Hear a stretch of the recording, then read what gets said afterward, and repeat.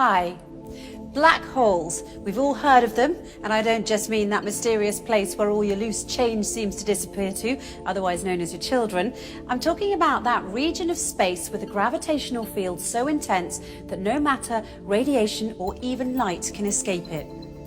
There's a joke that astrophysicists like to tell, and it goes something like this. A star walks into a black hole, but it doesn't seem phased. The black hole turns to the star and says, "Sir, I don't think you understand the gravity of this situation."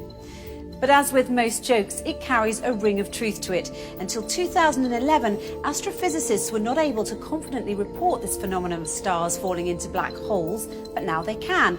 And the total number of cases of stars falling into black holes reported until 2016 had been 3.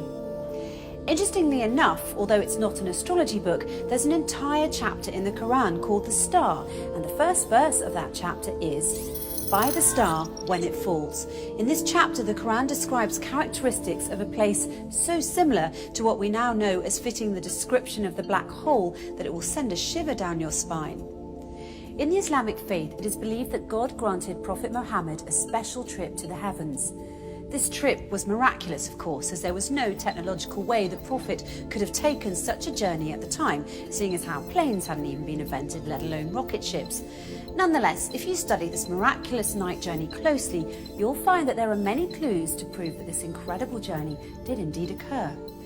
Not only that, where it took place turns out to be of great interest too, because astonishingly enough, the description of the area the Prophet ascended to matches the characteristics of what we now know about the black hole.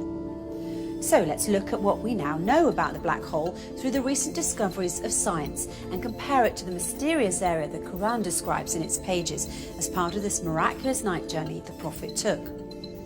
Firstly, in verse 16 of chapter 53, the Quran describes this place in space as very dark. In fact, it describes it as darkness covered or draped in darkness, which is not surprising. Space is a pretty dark place.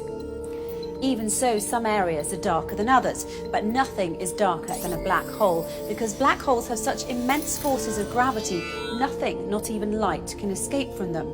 That's why they're black. And because they're black, they are veiled from direct observation. They nevertheless reveal themselves indirectly, as scientists have special tools that can help them see how stars that are very close to black holes act differently than other stars because of the immense force of gravity that black holes have, and this helps them identify the location of black holes. Secondly, according to the Quran, when ordinary people look at this dark area in space, they can't see it directly as their eyes bypass or surpass the boundary of this area, and they only see beyond it or around it. It's almost as if this area behaves as a lens. Science, it turns out, has a term for this. It's called gravitational lens. Let's take a closer look.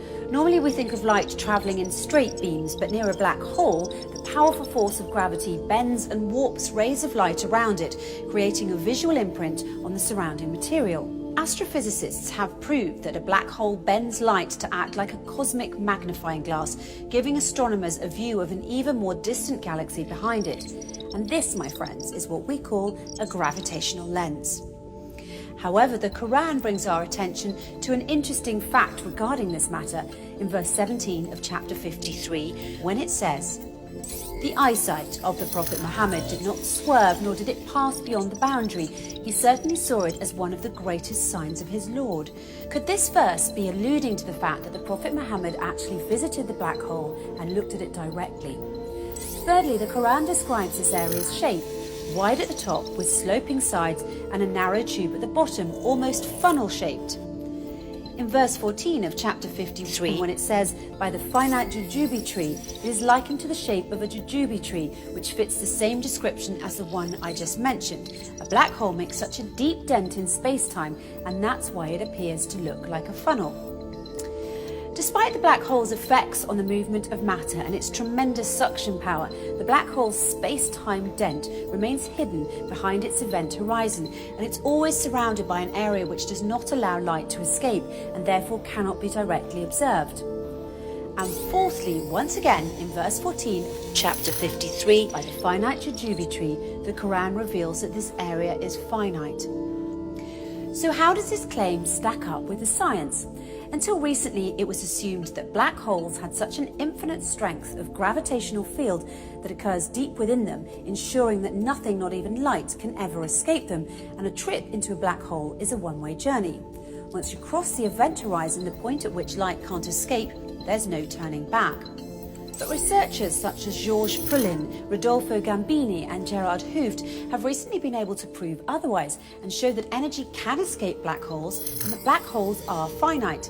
This essentially means that black holes don't end in an infinite density, but rather act as a portal to another universe. The acclaimed British physicist Professor Stephen Hawking supports this claim and further suggested that there could be a way out of the black hole when he famously said, "If you feel you're in a black hole, don't give up. There's a way out. It might have a passage to another universe, but you couldn't come back to our universe. So although I'm keen on spaceflight, I'm not going to try that."